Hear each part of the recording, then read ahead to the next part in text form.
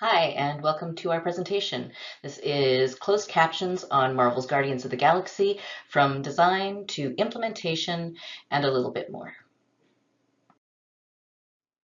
So, who are we? I am Raina Anderson. My pronouns are she, her, and I am the Senior Narrative Coordinator here at IDOS Montreal.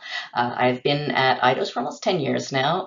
Most recently worked on Guardians of the Galaxy, obviously, as well as Deus Ex Mankind Divided. I've been in the industry for more than 15 years now. And Casper, who is my coworker, was the lead writer on Guardians of the Galaxy, and he will talk more about what he's done later on in the presentation when he talks about the writing and implementation of our captions.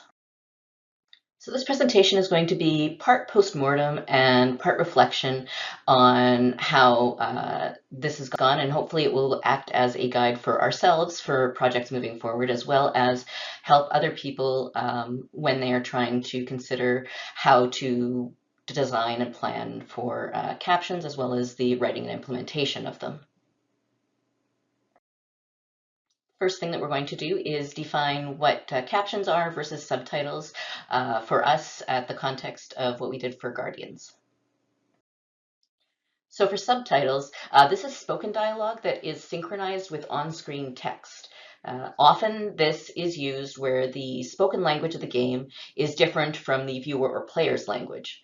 And while this can improve accessibility for people, unfortunately, it might not necessarily convey all of the information for all of the audio cues that are necessary to play the game. Marvel's Guardians of the Galaxy had subtitles turned on by default when the player launched the game, and our data shows that 97% of players chose to leave the subtitles on while they played. So here are some of the subtitle options that the UI team made available in Marvel's Guardians of the Galaxy. Here you can see that you can display the name of the individual who is speaking for their line. You could also change the appearance of these subtitles by changing the size, the spacing, or the formatting of the font. Players also had the option to adjust the background of the subtitle area, enabling it, inverting the color option, and changing the opacity. So for captions, this included non-spoken dialogue cues, and this would include anything from music, relevant background noises, and things like character accents. This takes place early on in the game. It's a cutscene where there's not a whole lot of dialogue happening, so I figured it would be a good example to show how the captions were used in this situation.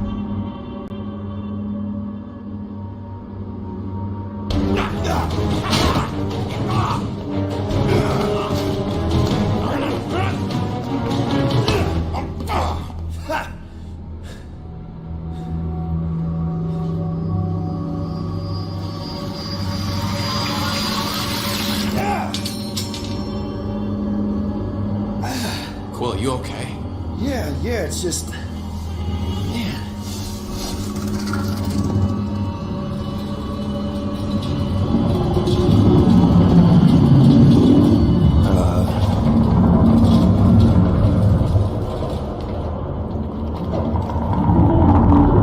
Well, that's concerning.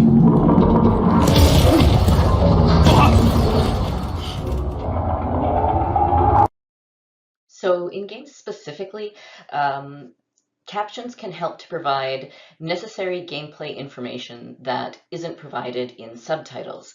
And there could be a lot of reasons why people would rely on cues from captions. Either they are deaf or hard of hearing, they could have an auditory processing issue, they're playing in an environment that is difficult to hear the game in, or they're choosing to play with the audio off. Games that have events that are solely providing audio cues, this could unintentionally block a player's progress by making them unable to understand what it is that they need to do next. So this is going to be the postmortem section. We're going to talk about our experiences, specifically developing captions for Marvel's Guardians of the Galaxy. At IDOS Montreal, we are very fortunate now to have an accessibility team at the company who is able to help us on all of our projects. Unfortunately, they hadn't assembled yet for when we were in early production for Guardians of the Galaxy.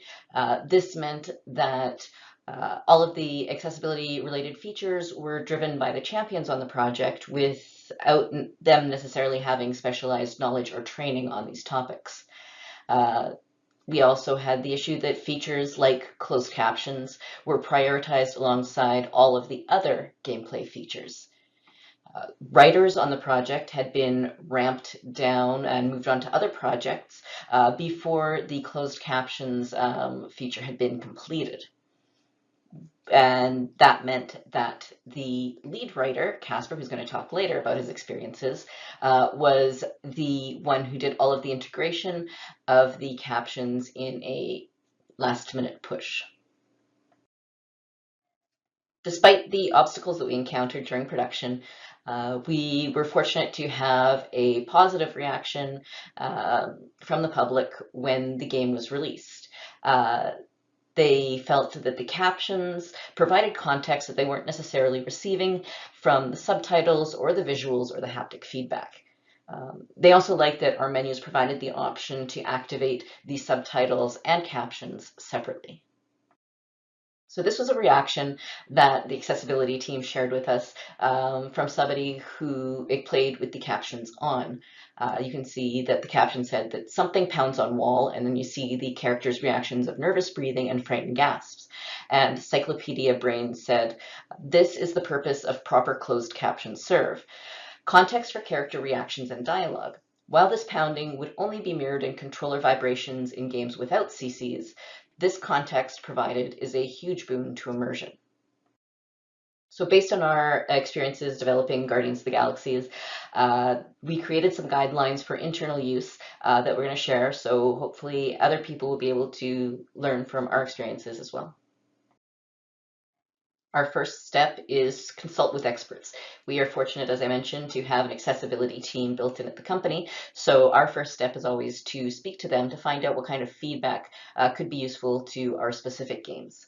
And they can also share, as they do on a regular basis, any recent innovations that have been seen in other games that have come out.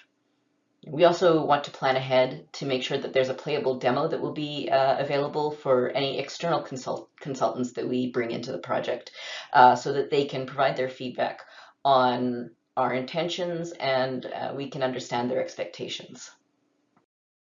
So during the planning phase, we also want to consider what kind of resources we're going to need because as we know that the captions can only be done during the polish phase, which is after the final audio effects pass has been completed. At this point, the team is often running on a skeleton crew of people who are primarily focusing on bug fixing.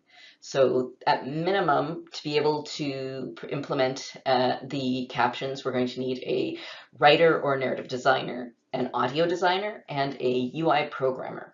There's always the option to bring in some external consultants and hire an external captioner because there are companies that do specialize in this kind of service. During planning, we also want to take into consideration the pipeline that is going to be used to implement the captions. For us, in our game, subtitles are triggered by the associated dialogue audio file automatically. However, captions will need to be triggered in multiple ways because they are not explicitly doing dialogue. And because we piggybacked on our subtitle system to display the captions, we had run into a number of problems, one of which had been that the subtitles were set to display as long as the audio file played.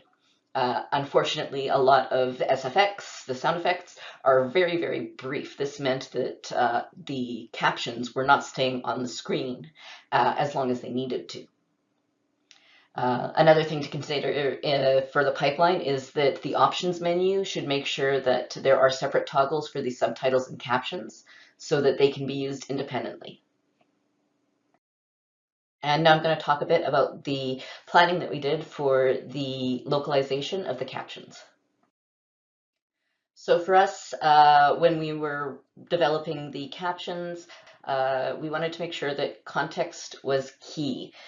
Because the captions, as I mentioned earlier, have to be done so late, the amount of wiggle room that we had for time going back and forth was very limited. So we wanted to make sure that we could avoid that as much as possible and provide as much context as they needed to get as much done as they could properly on the first pass. Uh, we were able to share videos if we wanted to show them the sound effects that is being captioned.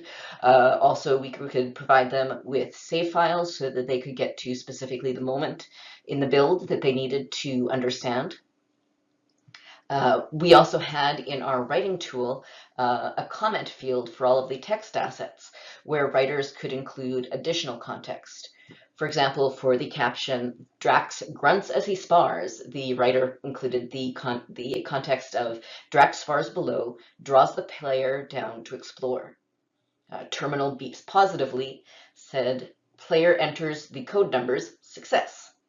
And for beam crashes down behind, balance beam falls behind you as you step off. Hi there. My name is Casper Hartman. I was lead writer on Marvel's Guardians of the Galaxy.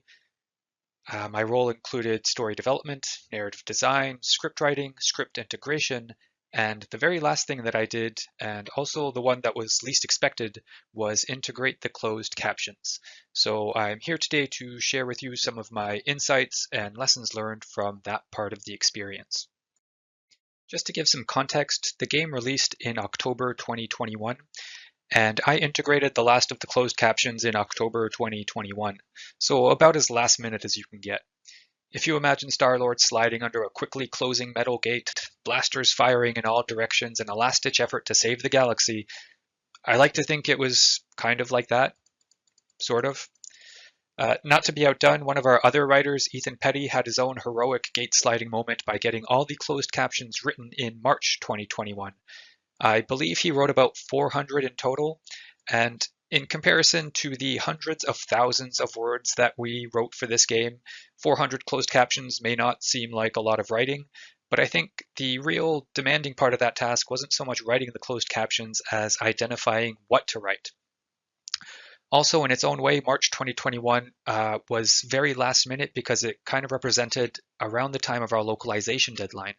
Localization is the process of translating a game and preparing it for other languages and other cultures. Localization teams need time to translate all of our texts. They need time to verify the integrations of their translations. So basically, they need people like Ethan and I to stop writing. It definitely would have been less stressful to write and integrate all the closed captions months and months in advance to ensure we had more of a buffer, but months and months in advance, we wouldn't have necessarily had an accurate snapshot of the game we were making. Something Raina has mentioned is closed captions rely a lot on audio cues, and audio cues are something that get integrated and tweaked pretty late in the production process. In terms of our experience with closed captions, neither Ethan or I had any. It was very much a learning process for both of us. Fortunately, we had our accessibility team to rely on and to answer our panicked questions. They were honestly really great for that. I think one of the big takeaways collectively for all of us was the importance of relying on feedback from consultants throughout all stages of the accessibility process, the design of the captioning system, the writing, and I know personally I relied on consultation feedback during integration as well. So we relied on members of the writing team to both write and integrate the closed captions. The great strength of anyone on the writing team is knowing the content. We were a narrative-driven game, which means that a lot of the audio cues we were captioning were in narrative-driven scenes. In a lot of cases, Ethan and I had actually included audio cues in the scripts that we wrote, not necessarily with closed captioning in mind, but just because we knew that audio cues could really help us to sell our scenes. Here in one particular example, Blaster fires. As you can imagine in a Guardians of the Galaxy game, there's a lot of blasters firing throughout the experience, and at some point you have to make a decision about which of those blaster firing moments warrants closed captioning and which ones don't. Here, as young Peter Quill is being dragged away by an alien invader, there's an off-screen blaster fire shot that represents a pretty significant emotional moment for Peter. It's the single most important blaster fire shot in the entire game. Having a narrative sensibility really helped Ethan and I throughout the process in order to identify these kinds of moments. Specifically from the integration perspective, there's a few reasons why it made a lot of sense to get narrative to integrate the closed captions. The first is bandwidth. As Raina and I have mentioned a few times now, captions need to go in pretty late in the production pipeline because games get made right up until the last minute, and we want to be captioning the final version of our game, not a work in progress. So all the other teams that might be well suited to integrating captions, such as level design, audio, or even dev QA, they are extremely busy in these final phases of production. QA is eyeball deep in logging bugs, level design equally deep in fixing those bugs, and audio, in addition to bug fixing, is doing their final audio pass. Narrative, because of the nature of recording and localization deadlines, are relatively free at this final stage of production. Recording and localization deadlines are extremely powerful organizing forces for a narrative team. They dictate all of our schedules as relates to the writing of recorded and non-recorded text. So in theory, once our deadlines for those texts have passed, we're available to help the project in any way we can. The second reason it made a lot of sense to get a writer to integrate the closed captions is familiarity with the content. As I mentioned, narrative knows the content very, very well. That proved useful to Ethan when he was writing and identifying the closed captions, but it was also very, very useful to me when I was integrating. Being the writer of a lot of the scenes and knowing the scenes the way I did, I could approach the integration task both critically and creatively. I didn't just thoughtlessly integrate Ethan's captions without thinking about it. I was making informed decisions about what should appear, how long should it appear for, and what was missing based on my knowledge of the story and the characters.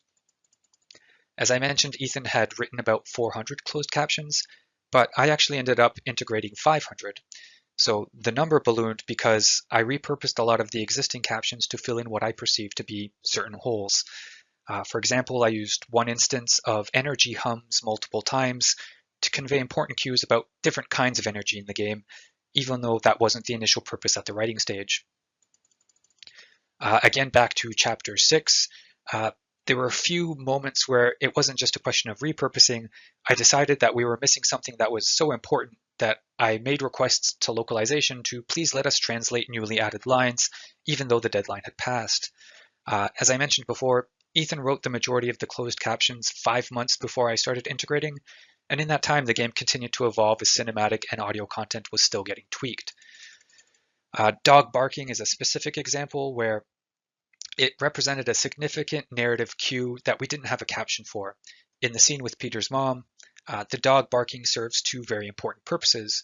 One, it's foreshadowing that the enemy is at the gates. The dog in the scene is aware of the presence of alien invaders before anyone else in the scene. Two, Peter's dog on Earth serves as a thematic link here in this scene. Right before this flashback on Earth, the player's mission is to find Cosmo the dog. And right after this flashback scene, we're being woken up by exuberant puppies. So the calling attention to the fact that the dog is barking in this scene helps us to create a link between what came right before and what comes in the next scene. So again, calling attention to the off-screen bark, it struck me as something narratively important enough to make a localization exception for. Like I said, technically translation was closed at this stage, but there's always leeway and room for exceptions if the requests are within reason and if there are dogs involved. The final reason why narrative was well suited to integration is technical expertise. Without closed captions in mind at all, we had cultivated a writing process on our game that heavily involved the writers in the integration of their own content. It's a way I've learned to work on previous projects where I realized I couldn't get the most out of my writing if I wasn't also the one putting my writing into the game. The idea being you can read your own script 1,000 times and validate the words on the page, but you never really know if the words are working until you hear them in the game. So we established a pipeline on Guardians where writers would write and revise their scripts. They would generate the text-to-speech, they would build the narrative templates of their scripts, they would populate those in-game templates with generated WAV files, and essentially would create the first text-to-speech experience of their scripts in the game. Text-to-speech, for those who aren't familiar, is basically a toolset that we rely on that allows us to use generic robot voices for the scripts we've written. It's extremely useful because it allows us to hear the early drafts of our dialogues in the game without having to go through the process of recording with actors. We only bring in the actual actors once the scripts are 100% validated.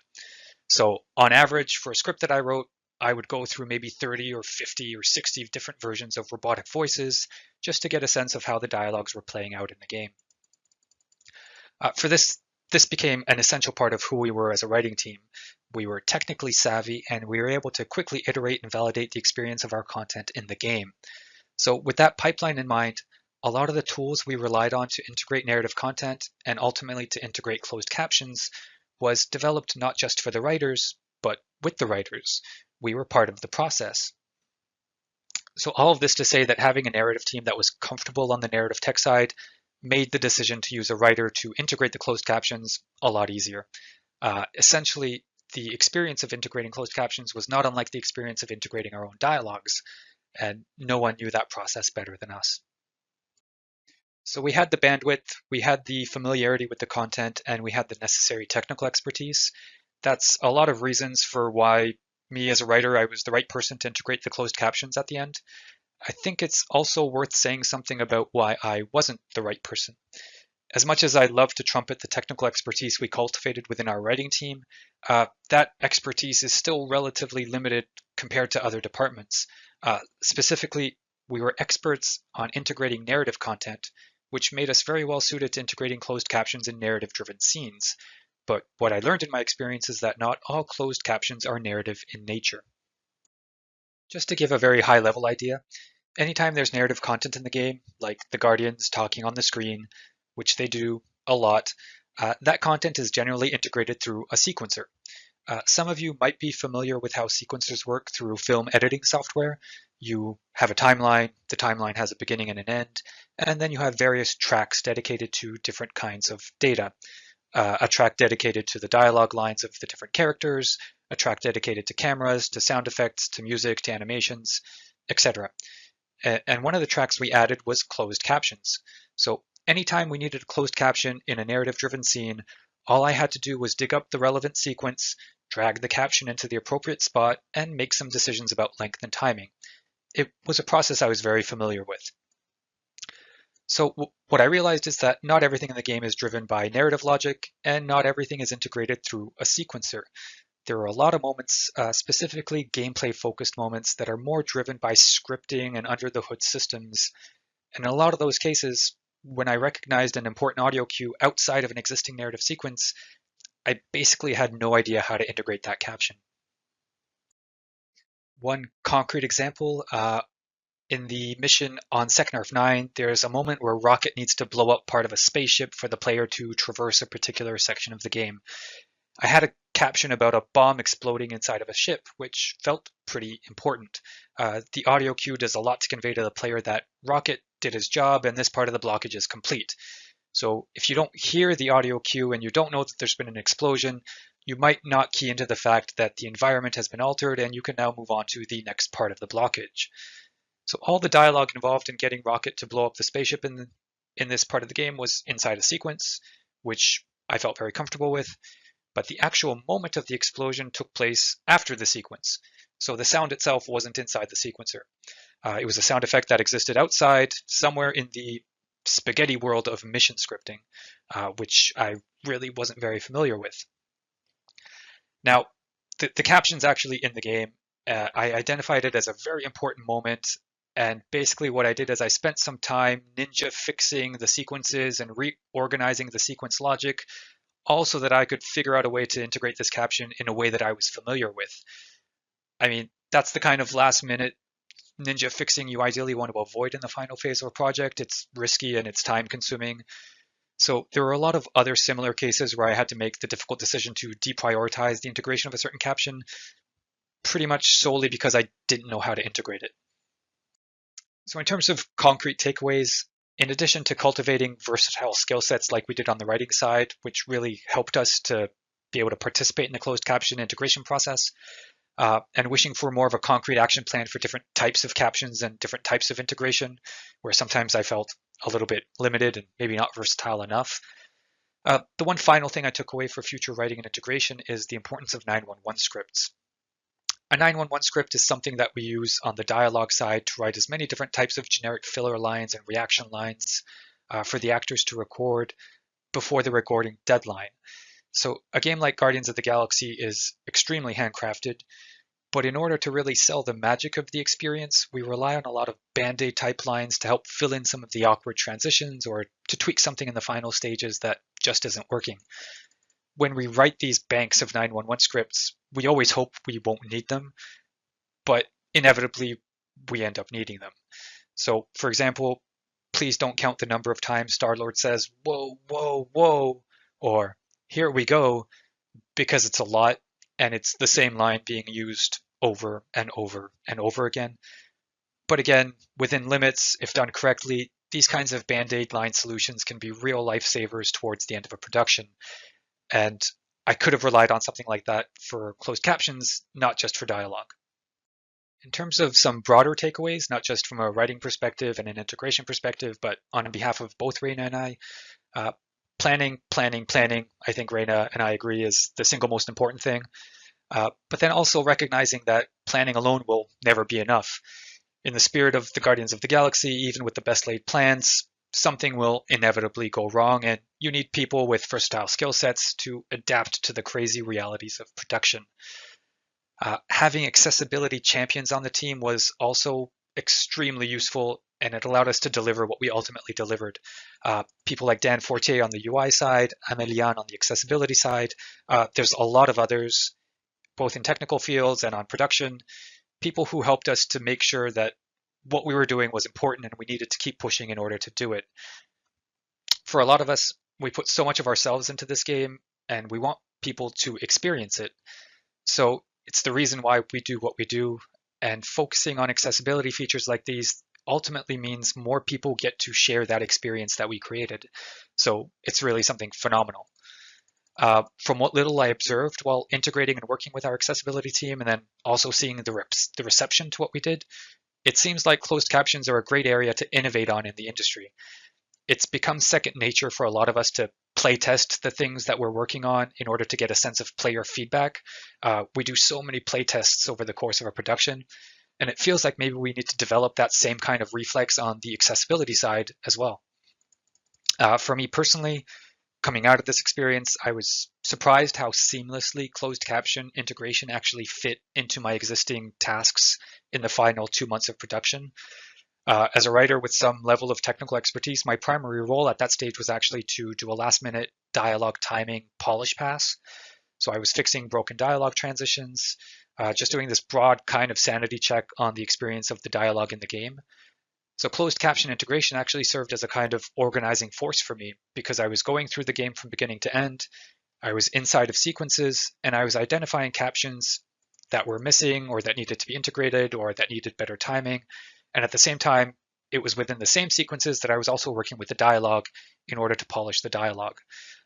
So it ultimately didn't feel like something that I had to add to my task list that wasn't already there.